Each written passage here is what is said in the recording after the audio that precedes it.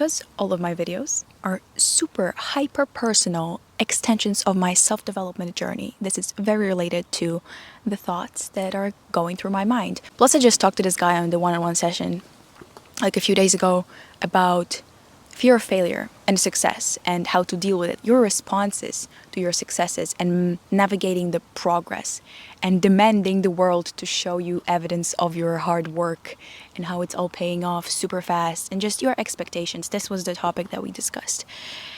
And it generates a lot of feelings, and creative people have a tendency to think a lot. And these thoughts and ideas are so fast-paced, and it generates even more feeling. Let's discuss this. Why are we tripping over wanting to be everywhere all at once and working so hard and wanting to see it all come together fast? And maybe it's actually our issue. Maybe we don't deserve this. Like truly, there's a few options in this. Either you gotta be more patient because you're doing everything right, just like bro, relax and take your time, or you literally just don't deserve this. You haven't proven to God that you can be trusted with what you asked for. Simple as that. I love these one-on-one sessions. They're like so personal and like so soulful. Like I get to talk to someone who asks incredible questions and I am able to relate that back to myself. Like I came up with the answer that could be a video. Yeah, let's analyze that fear of failure. So you have history of successes and failures.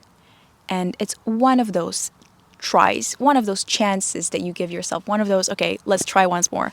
Once again, one of those. So you're like, okay, once again, let's do this. And you're building something. It is a project.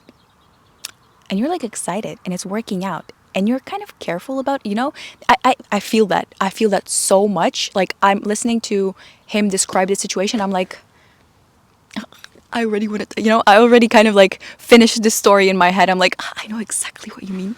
So because you have a very strong muscle memory of feeling like the imposter, your mind traces back to the history of failures instead of consciously tracing back to the history of successes that you've had in order to soothe this anticipation and impatience. Basically, the mental abs core isn't strong enough to hold the confidence of the present moment and trust that wherever you are is exactly where you're meant to be. You want to make sure that every single step of your plan is perfect. Because it didn't work, you've changed the strategy. So each time it is different, you're hoping that, okay, maybe this strategy is the one. Basically, your subconscious isn't trained enough to fall rather into trust and confidence, and consistent, confident action prefers to fall into qualified, prepared over-analysis, And as I discussed, what is more valuable in success? Success isn't defined by, I'm so prepared and qualified and like I've studied for this. You can be super, super smart in something, but the way you show it to the world, the way you talk about it, the way you present yourself, the way you view the situation in your mind will not give you that success. Because everything that you need is literally just the attitude of viewing things as if you are successful. That qualification that you're looking for, that perfect moment of I'm ready to go get this is never going to happen. The person who wakes up in the morning and celebrates the win already won. Celebrates the win through hard work, obviously, like sits at their desk and works on the vision, but also they're just like so confident that it's going to work that they're already celebrating it. And it's not simulated and it doesn't feel fake. Are you spending your days actually enjoying what you do? Or is it the self-sabotage loop of always feeding your project with this miserable vision of, oh, I'm not sure if it's actually working, So confidence over competence. We got it, right? Let's unpack this further, though. It goes deeper. So, if we're traveling to the past in our mind anyway, why not flip it and help ourselves generate the opposite feeling? So don't try to run from the past feeling of the failure, but try to remember when was the last time that you got it? When was the last time that you remember that you succeeded in something? And that will generate that history of successes that you've had. Flip the story and be like, oh, so I could do it. I'm actually capable. Okay? Crystallize that feeling. That's going to be one rep of your mental core strengthening. And when those impatient situations happen, when you start doubting, you'll be more implied to fall into that positive tracing back to history, And then after enough reps, you're going to be strong enough to not even have to think about it. Consistent action always beats competence, okay? Just act, literally. As soon as you get an idea, on my to-do list today was scripting like a few long form videos. I mean, scripting like bullet points and basically notes. In the background, I was watching some podcasts or like some educational videos. And as I was listening to that and procrastinating writing the concepts that I already had an idea for, I got a crazy specific idea. And I literally had to like, no makeup, no nothing. Literally the hoodie that I was in or whatever I was wearing. Just like very chill, organic vibe. I sat on my bed, plugged this in, and I was just like, oh, let me tell you something. And it turned out to be a very great video. As soon as you get a realization, act on making sure that your subconscious mind crystallizes this realization. So it's used, you know, it's an idea that you got. So take advantage of it. Like, why would you repeat history that didn't move you forward? Doesn't make sense.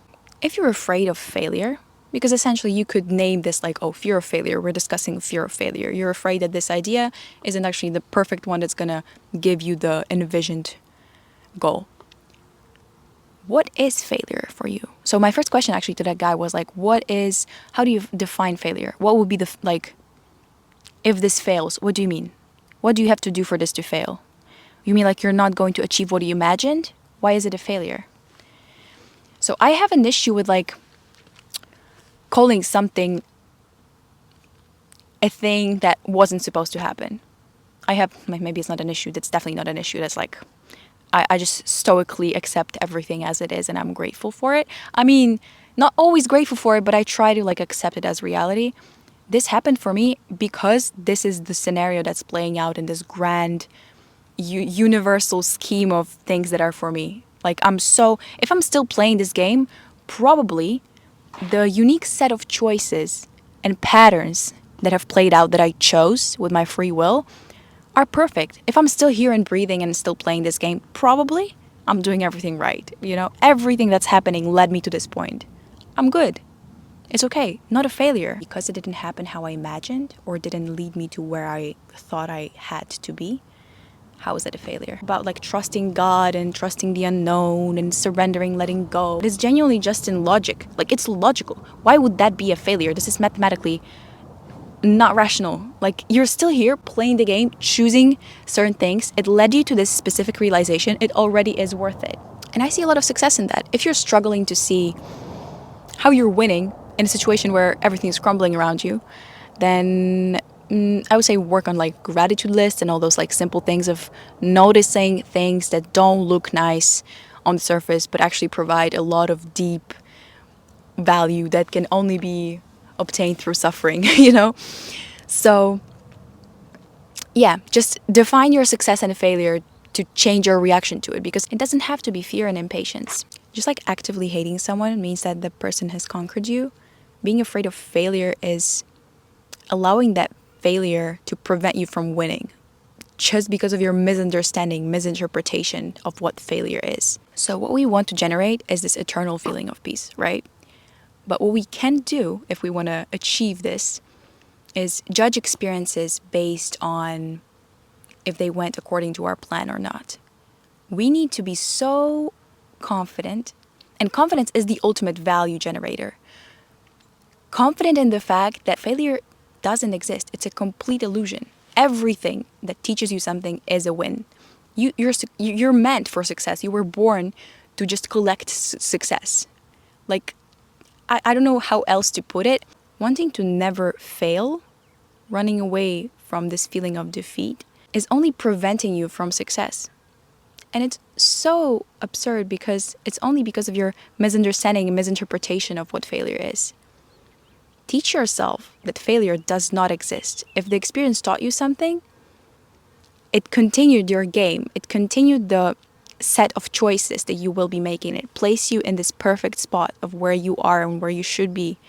And you're continuing to play. The game didn't end. Nothing decomposed to the point where it's irreversible. To generate eternal peace, trust that you can't make wrong decisions. Every decision that you make is making you closer to the win. Your confidence shouldn't rely on outside world circumstances. Your confidence should be fully within yourself at all times, remembering how loved you are, that you are here in this exact moment, having these exact thoughts, with these exact people around you or none. You're exactly where you're supposed to be right now. You're continuing the game. You never failed once in your life. Just literally crystallize this idea. You never failed once in your life because you're still here. The game is still continuing. You're still closer every single second to the win, whatever the win is for you. So it's very important to define the win as much as it's important to define the failure. Failure would be something completely irreversible, something that would destroy reality, your understanding of it completely. I mean, no. Every day my reality destroys itself completely and redefines. So I wouldn't call that a failure. That's, again, one step closer to whatever this win is. What is a win and failure? That's like the most difficult one. And trust that every single idea that comes to your mind, every single action that you take, you just have to keep working on it and trust that the strategy that you came up with is working and it's making you closer to the goal, to the win, or whatever you imagined. So after this process of, strengthening your core, of falling rather into confidence and trust and peace than into impatience and doubts and questioning and over preparation, you'll stop judging your ideas. And that's a beautiful, stable, and grounded place to be. The world belongs to optimists. The cynics, they're just like, oh, it is what it is. It's like nihilism, the stupidest thing in the world. What does it give you? Yeah, nothing makes sense. What's next? Wow, clap, clap. It's like having a plain sheet of paper and saying, nothing makes sense. You are so smart, Rebecca. Objective observation. Well, you know what you could do? You could paint and write on it. You could lay in here, leave your fingerprints here. You can do so many things here. But you could also cry about it, which is, the other radical thing. It's not very productive, but that's exactly why I said the world belongs to optimists. So generate this meaning, become gentler and softer, and judging the voice that is muting these beautiful ideas and thoughts. You're not weaker for being delusionally trusting in the process. What can go wrong if you trust it fully? Just allow it. Make one idea less wrong at a time. Work on little details. Trust that you're on the right path. Don't try to control every single step of the way, because this overanalysis that I mentioned can manifest itself in being very meticulous and very judgmental and freeze yourself in procrastination. Like, I want to make sure everything is perfect, and it overwhelms you after a few days, so you either burn out or freeze and don't want to touch the idea ever again. Perfect it slowly. Try to make it as good as possible, one at a time, okay? Trust that it's good enough. Trust that you're on the right path. Email list is back. If you remember the email list, if you subscribe to it, I stopped doing it daily. It was like a daily community email list, and I was dropping crazy valuable things in there. Like, a lot of things were happening there. Every day I was like writing it. Every day was too much, so I just stopped. That's exactly what I'm talking about. You're trying to bulk it and for some reason do everything all at once. Relax. It's gonna be weekly. So yeah, if you want to receive weekly deep insights from me, or some lessons, some realizations, some motivational stuff, yeah, everything is in the description. Every link that you might possibly need from me, and any other way to connect with me, obviously Instagram and all of that is there. So thank you for watching. You're amazing. Look at this scenery though.